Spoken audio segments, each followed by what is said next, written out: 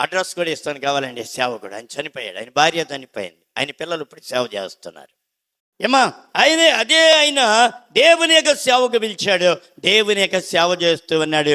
ద్రవ్యం లేదు. ఆ దినాలు ఏంటో తెలుసా? పావుల బిళ్ళుంటే పావుల బిళ్ళను మార్చి 5 పైసలు చొప్పున 5గురు కానుకేసే దినాలు అవి. చూడండి, అలాంటి దుస్థితిలో ఉండగా ఆయన మీటింగులకు వెళ్ళాలి, వెళుతూ ఉంటే ఒక బస్ స్టాండింగ్కి వెళ్ళాడు. ఆ బస్ స్టాండింగ్కి వెళ్ళి అక్కడే నుంచున్నాడు.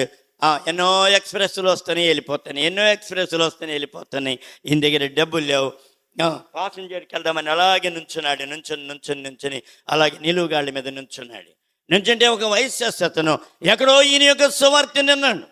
సువార్తని ఆయన గబగా అక్కడికి వచ్చి, ఏంటి పాస్టర్ గారు ఇక్కడ నుంచున్నారు ఏంటండి అని అడిగితే, అయ్యా నేను పలానా మద్రాసు వెళ్తున్నాను, ఇలాగ మీటింగులయ్యా అని చెప్పాడు. మీటింగులకి వెళ్తున్నానయ్యా, ఆ బస్ కోసం పాసెంజర్ కోసం నేను చూస్తున్నానయ్యా అని వెయిటింగ్ చేస్తూ ఉన్నాడు. చాలా బస్సులు వెళ్ళిపోతున్నాయి, ఎక్స్ప్రెస్లు అన్నీ వెళ్ళిపోతున్నాయి అని చెబితే ఈయన ఏం చేశాడు, ఏమండి పాస్టర్ గారు మీరు ఇక్కడే ఉండండి, నేను ఇప్పుడే వస్తానండి అని పరుగు మొదలు పెట్టాడంట. ఈ యవనస్తుడు పరిగెత్తుతున్నాడు, ఈ రోడ్డు వెంబడే పరిగెత్తి వాళ్ళది చిల్లర కొట్టి ఆ బండి గెల్లా తీశాడు. గెల్లాలో ఎంత ఉన్నాయో డబ్బులు ఆయనకే తెలియదు, లెక్క పెట్టలేదు, పొద్దు చేయలేదు. ఆ బండి అలాగూ గుప్పిడితో పట్టుకుని పరిగే రోసుకుంటూ వచ్చి ఆయన చేతిలో పెట్టి, అయ్యా ఇగో తీసుకోండి అని చెప్పి ఆయన చేతిలో పెట్టి వెళ్ళిపోయాడు.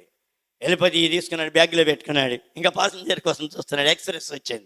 ఎక్స్ప్రెస్ వచ్చినప్పుడు ఈయన పాసెంజర్ కోసం చూస్తుంటే దేవుని యొక్క గద్దెంపు, ఏమండి ధనామని గద్దెంపు వచ్చింది. బుద్ధి లేనోడా, నేను నీకు ఎంత ఇచ్చాను, ఈ డబ్బుతో నువ్వు ఎక్స్ప్రెస్ అని అనేటప్పటికి దడదడలాడుతా గవ్వ ఎక్స్ప్రెస్ ఎక్కేసాడు, కూర్చున్నాడు. కొంచెం ఆ దూరం వెళ్ళాడు. తర్వాత బండికి వెళ్ళాడు, మద్రాసు వెళ్ళాడు. ఆ రిట్రీట్ అంతా అయిపోయి తిరిగి వచ్చేటప్పుడు ఇంకా ఇంట్లోకి అన్ని కొనుక్కొచ్చేదాకా సరిపోయినాయి అంటే డబ్బులు. చూడు, దేవుడు ఎంత కార్యం చేస్తాను, దేవుడు ఎంతో ధన్యుడో తెలుసా. నువ్వు దేవుని యొక్క మాట వింటే, దేవుని యొక్క చిత్తంలో ఉంటే, దేవునికి అనుకూలంగా జీవిస్తే నిన్ను ధన్యుడిగా చేస్తాడు ఆయన. ధన్యతని మనం పోగొట్టుకోకూడదు. అపవాది ఏదో ఒక రకంగా నిన్ను లాగేయటానికి చూస్తా ధన్యతలోనండి.